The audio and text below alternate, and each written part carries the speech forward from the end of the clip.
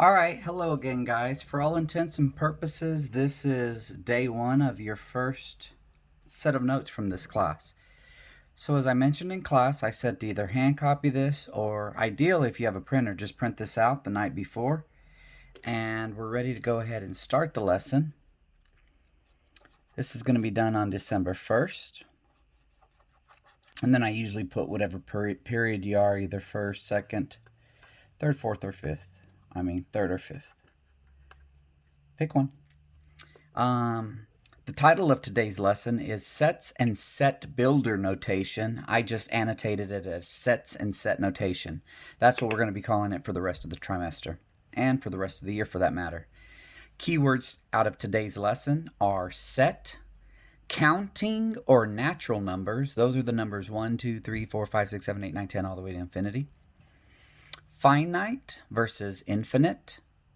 Variable, element, subset, union, and intersection.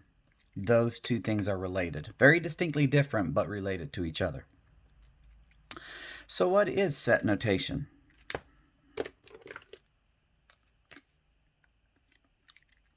Set notation, simply put, is a new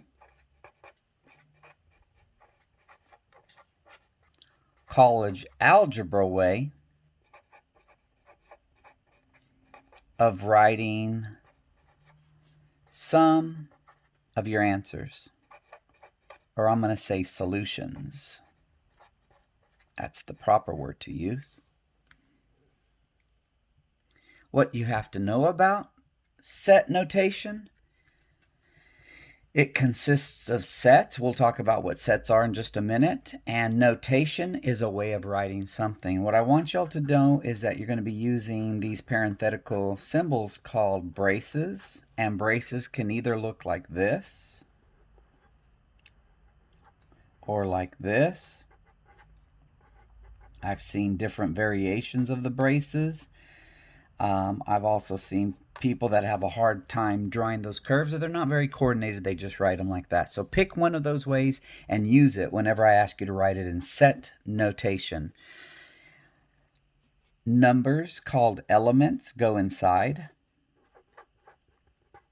Inside what? Inside those braces. In numeric order. And you only want to write each element or each number once. You're not going to have repeated numbers inside your sets. You are going to have them separated by commas. Later on, even when we write these on a computer, when you're taking an online test, you're still going to use commas. You just don't want to you just don't want to put a space. Use commas without spaces. Use braces, no spaces. I think that was the little catchphrase that we used during that, during taking those tests last trimester. So let's talk about specifically what is a set. A set is a collection of those numbers that we call elements. I usually do not write my letter E's this way, elements, but I'm writing it that way because that is what each one of these inside here are. The number 1, the number 2, the number 3 are called elements. And it's designated with that symbol that looks like that letter E, just like that. You heard me mention before, I call this set A. So here's how we would say all this. We would say set A equals 1, 2, 3. That's it. For example 1, let set A equal 1, 2, 3, 5, and set B equal all the x's such that, we'll talk more about that line later, such that x is an even number, an even natural number, less than 10. Well, there's only 4 even natural numbers that I can think of that are less than 10, and those are the numbers 2, 4, 6, 8. I don't know why they didn't just write 2, 4, 6, 8. It'd be a lot quicker and faster, but they're trying to test you to see if you understand what these mathematical symbols and words mean. So we have three problems for example 1. We're either going to say true or false and explain why it's true or false. Excuse me, or false. All right. 3 is an element of A. Go to set A. If you see the number 3, then we're going to say this is true. You're not going to just copy this over again. You're going to tell me what that means. True because 3 is an element of A.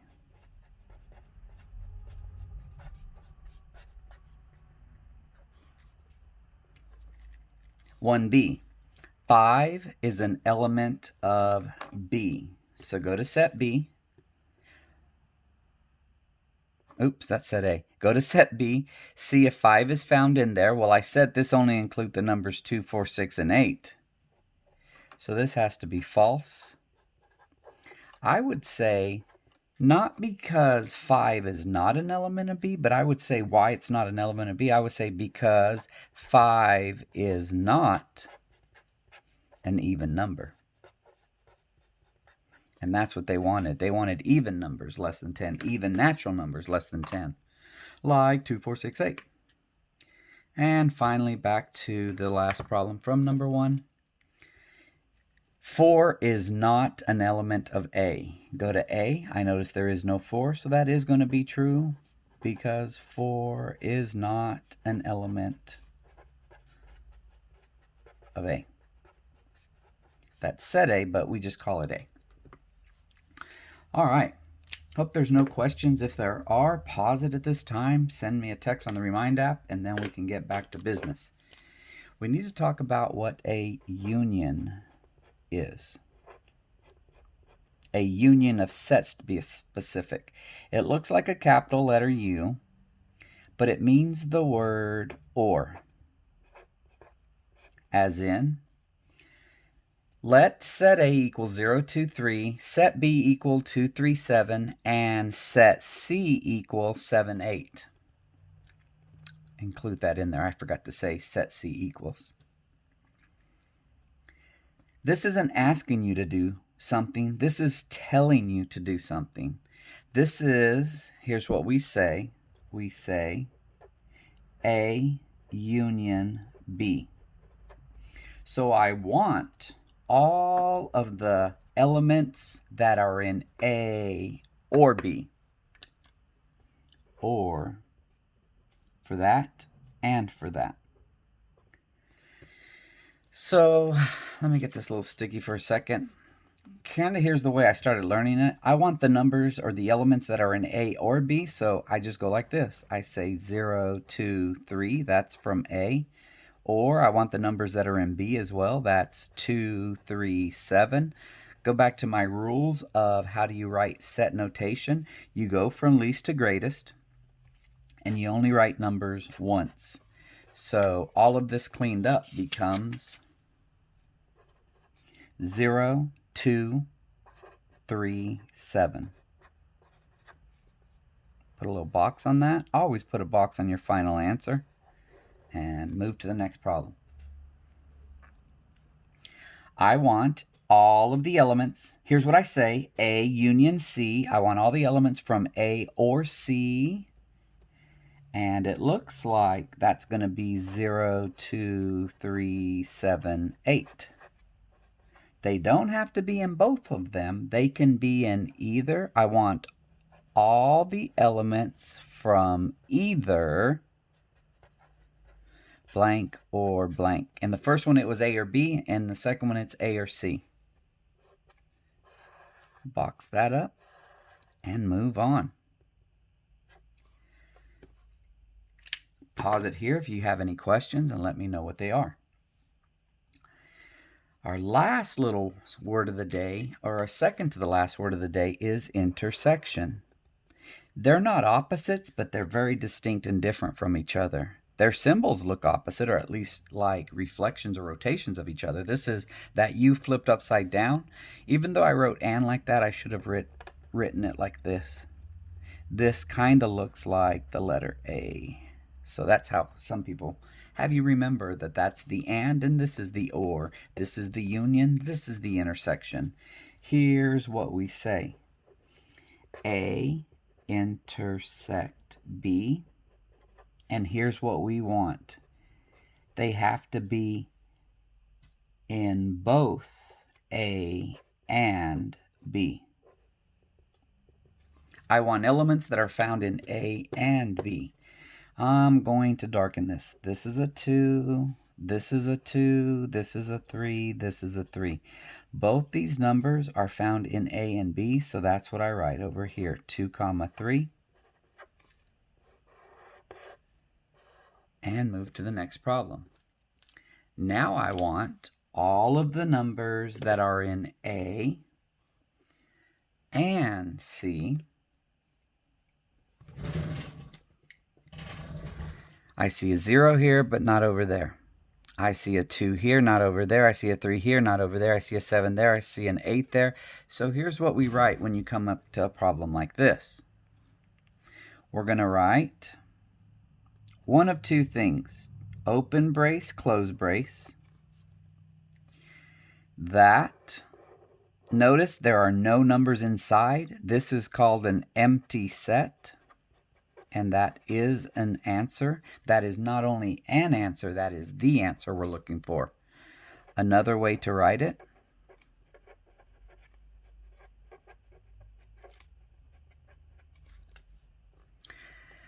Some people don't like trying to do those braces. They think they look messy. Well, if you draw a circle with a slash in it going from top right to bottom left, this is identical to that, and it's called a null set. Null as in 0, zip, zilch, nada, nothing. Means there are no elements in common. I prefer to write my answers this way as opposed to the empty set way, but both are correct. Please don't create your own monster. Do not put the null set inside the empty set because the empty set is not empty anymore. It will be called an empty null set. That would kind of be like a double negative, and I might interpret it as the exact wrong answer, like all real numbers. Pick one or the other and stick to it. All right, let's play this quick game. Let's see if we can identify each symbol correctly. This stands for element, as in 1 is an element of A. This is its opposite, and it stands for not an element. Let me double check to see if I'm still on the screen here. I'm trying to make you this YouTube video. I made it on Zoom. I made a lesson on Zoom, and it's still processing. It's taking forever. Probably by the time I'm done, it'll be ready, but I'm not very patient. This stands for the union of, or simply union. And I want you to think of the word or. The upside down U sign stands for intersection, as in the intersection of, or simply to intersect. And think of the word and. This is either or, this is both and. Our last symbol kind of looks like a letter C or a U sideways. Both of these, this and this with the line under it, there is a very fine, distinct difference. Not in this class. We're not going to make a difference in this class. Depending on what program I have, it might write it like this or it might write it like that. And I just want you to think of the word subset as opposed to the word set. It's kind of like a part of a set. It's like a mini-me set. I'll show you what I mean right on the back. Example 4, subsets. What I want to do is let set A equal 2, 3, set H equal 1, 2, 3, 4, 5, and set I equal 4, 5, 6. First question is, set A subset of H. In other words, are all of these elements also found in here? Well, I have a 2, check. I have a 3, check. So the answer is simply yes. Yes, why? You always have to tell me why. Yes, because all of the elements from A are also in H. The order I write, that's very important. If I switch the H and the A, then that's not it. I would have to switch this H and A. instead of being ah, it would be ha. Yeah, dad jokes, I'm full of them. Is set I a subset of set H? Now, I don't know if too many of y'all are tracking along. I tend to do this a lot. I tend to do yes for green and red is no. Don't always do it, but I tend to. That's kind of a reinforcer in my mind. Maybe it's kind of a little bit of cheating. So, no, it isn't. Not if you know what you're doing and there's no rules against it. Is I a subset of H? Start with set I. I need to find 4, 5, and 6. I need to find all of these over here. Well, I found the 4 and the 5, but unfortunately this does not include the 6, and that's all it takes. It just takes one mistake, just like that, to turn this into a no. Because 6 is missing from set H. It's okay though. Don't be sad. We'll finish this up. Example. Oh, dang. I hope I went too far off. Oh, here we go. I don't know why I saw it looking like that, but let's just go with it. What we're going to do is we're going to do some sets and unions together. We're going to do them multiple times. And depending on how the problem is written down, will determine in what order you do it in. You always want to work from the inside out. And even though I have this, if I just read this as A union B intersects C, I can read this the same way. A union B intersects C. The difference is the first thing I'm going to do on the first problem is A intersect B. Why do I want to do this first? It's just like PEMDAS, orders of operation. You want to start from the inside out with your parentheses. Do this part first. A union B. What does that union mean? It's fancy for the word or. So I want all the numbers that are either in set A or set B. It looks like I'm going to write 1, 2, 3, 4, 5, 6, 8. What do I have to do next? Well, I still have more to do. What more do I have to do? I now have to intersect this with set C. Remember, this means and. So here's my final answer. Out of all these numbers and set C, the only ones that are found in both of them are the 4 and the 5. So my answer is simply 4, 5, placed in that order inside the parenthetical grouping called a brace or braces, and you are good to go. Last problem. Don't be sad. There'll be more tomorrow. Even though it looks identical, this has to be done first this time. B and C. I want all of the elements that are found in both B and C. Well, to me, that looks like the only numbers that are found in both B and C are the number 5.